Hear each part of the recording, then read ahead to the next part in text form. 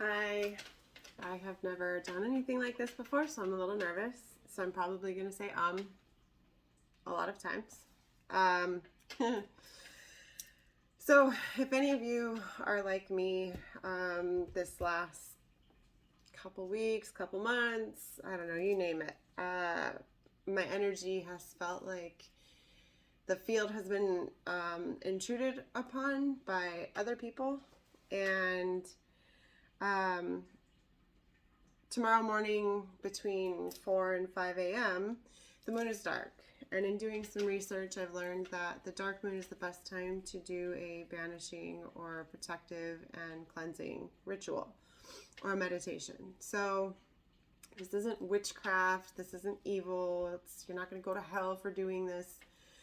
So I encourage you and any of my friends that are any bit curious about any of this, just watch. I mean, it's the first time I'm doing it. I'm really super nervous, and if you love me, you'll watch it.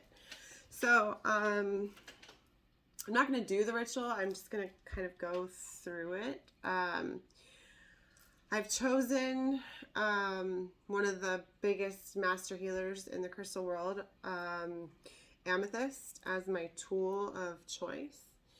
And I have a lot of amethyst. Well, it's not a lot, but to me it's a lot. So I have a good amount.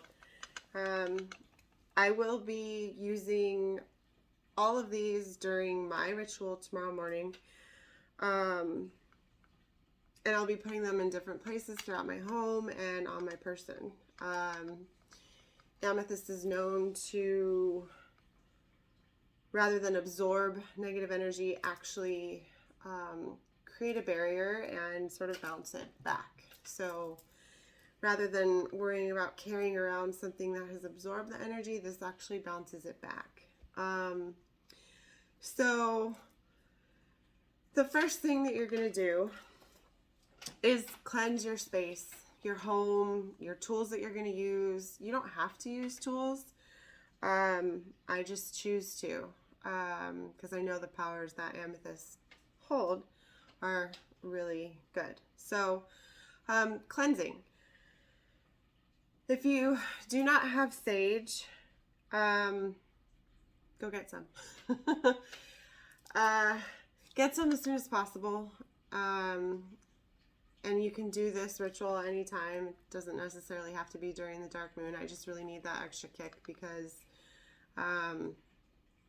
frankly, I've been told to when I meditate. So anyways, I have an abalone shell for my sage. I have black sage, white sage, and I use Palo Santo. You cleanse your space, your tools in a clockwise motion. I will be cleansing my whole apartment tomorrow morning, starting at 4 a.m. Once you've cleansed your space and your tools, what you need to do is get comfortable. I know that you've just woken up at 4 a.m. if you're actually going to participate in this tomorrow morning. But basically get comfortable so that you can find yourself in a meditative state, prayerful state, whatever you want to call it. It's really important that you can be comfortable so that you can do this. So when I do any sort of meditation or any sort of ritual, I always try to get grounded first. My shoulder is killing me. It's part of this whole thing. But anyways, so you close your eyes and you get grounded. And the way that I get grounded and the way that it sort of works best for me is that you either lie down or sit down. It doesn't have to be cross-legged like you see in yoga pictures and meditation pictures. You don't have to do all this crazy stuff. Like it's not going to affect the efficacy of your meditation. Like please don't fuss that much over it. The key here is that you connect. And in order to connect, you have to be calm and grounded. So if you're worried about your posture constantly, just freaking let it go. I had to learn that. You get too consumed with your posture and, oh my God, am I holding my hands right? Is my butt right? Is my leg right? Anyways, just get comfortable. So the way that I get grounded is I imagine my spine or root chakra. Spine is easier because that's basically the location. It's sort of like where your tail would be. That's your root. So you're going to imagine it extending to the center of the earth.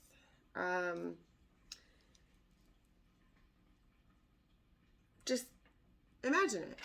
If you don't have a good imagination, just fake it till you make it. So imagine that your root is extending all the way to the center of the earth and that it's coming back out the other side and it's going to come back in through your crown. This is going to create an infinite flow of earth energy, which is what we need to connect with earth and her crystals and tap into that power, that protective power, that energizing power, that renewing power. And also the earth is a part of the universe, so you want to get cleansed so that you can start your new moon cycle out right, because this is a good time for manifesting, and you don't want to manifest on a dirty slate. So once you're there, good, you're connected, you feel connected, stay connected, don't get out of your connection. And I will advise you, if you're using a tool, choose intuitively which hand feels better, which hand you feel the energy from it most. Everybody's different. There is no special hand that you need to put it in. People argue and argue over which hand to hold it in, and it's really not. Go with your gut. I cannot, because I don't have 8 hands. Octopus. I'd like to be, but anyways. So you can either hold it in your hand, you can set it on your body, you can put it on your forehead, you can stick it in your toes. It doesn't matter. It's got to be near you or on you or mentally in you. So I am going to be close to mine, and I'm going to wrap the light that I've gotten from the earth around them. And at this point, we begin programming our tools. If you're not working with tools, that light, keep it going and wrap it around your home, your space. Mentally wrap it around your car, your workspace. Travel there in your mind and bring this energy from the earth to your space. It's very important. And you can totally do this. This is the importance of staying grounded and in that meditative state, because that's how you reach God. That's how you reach Gaia. That's how you reach yourself. That is how you, whichever deity, being, anything, you can't reach that when you're in a chaos state, right? So you have to be calm and connected and grounded. So at this point, if you have a tool, we're going to be programming them. I'll be doing it mentally close by. And this is what we're programming our tools to do, to be our vibe guard. Imagine a shield. This is selenite, by the way. This is a great tool to have in your box. So imagine any tool. You're drawing an energetic shield for yourself, okay? Go all around yourself. I know, don't feel funny. You know, I thought I'd be embarrassed doing this, and I'm not. Go all around yourself. And as you're doing it, you can either speak the words or you can think the words, that you are charging your tools with protecting you.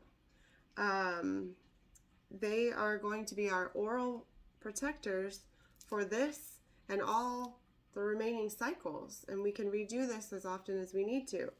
We're charging them with the duty of fending off any ill-wishers, cutting cords to any succubus that seem to attach without us knowing. We're charging our tools with that. We're charging earth with that.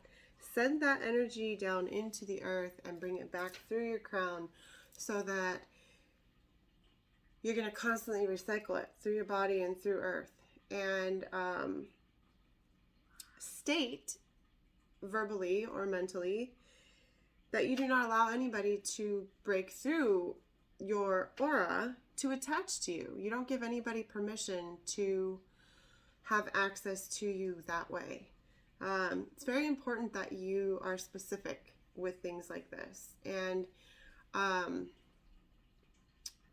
it works. For me, it has, no joke. I just really needed to get really into it this time. After you've done this, sit quietly in it. Simmer in your juices, if you will. Stay in that meditative state so that you can feel it activating and you can feel it flowing. You don't have to sit there a long time, just use your intuition. Now, if you're doing it starting at 4, you have to make sure that this next step is done before 5 a.m. because the dark moon is from 4 a.m. to 5 a.m. So this next step tomorrow morning, you have to get outside under the sky. That is when the moon is dark and it is present, and that specific time has been known to cleanse really strongly and protect really strongly, and it might bring more intuition about what's going on with these negative things that are happening to you. Beware of that. So what you do is you walk outside and you let the darkness sweep over you. And don't be afraid of it. Just breathe it in for a moment. And then take a huge deep breath.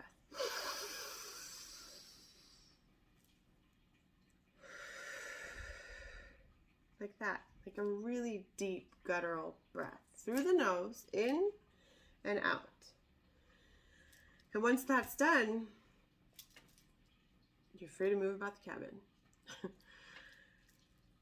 Thank the earth, thank God, thank the universe, thank your crystals for doing everything that they're going to do for you.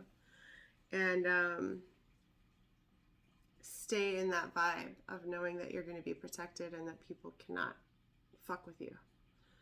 Because nobody deserves to be fucked with. Straight up. Nobody needs to be fucking with anybody, and nobody deserves to be fucked with.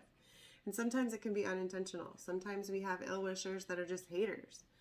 And they may not actually necessarily be doing voodoo dolls on you or lighting candles about you, but them being jealous and envious sends a message. And if they constantly repeat it over and over and over again, it creates a manifestation of it. And even though the universe is out to protect everybody, when a certain thought is repeated over and over and over again, and a certain feeling is felt so strongly, it can break into your vibe. So it's important to keep that shield up. This is a big ritual, right? And daily, sometimes I slip up and I need to be doing it more, but I'm not. Daily, before you get out of bed, quick, super quick, right? Before you get super awake and you've had your coffee and you're all ready to take on the freaking day, lay there for a moment and connect quickly. And imagine pillars of light on your 4 corners of your room or even your bed, and that they join together in the middle of the room or over you, and they enter through the crown. So the energy is going through your root and coming up through these pillars and into the crown. And just know that you're going to be protected throughout the day. And fuck the haters. I love you all. I hope this wasn't terrible to watch. Let me know what you think. Maybe this is my thing. Mwah.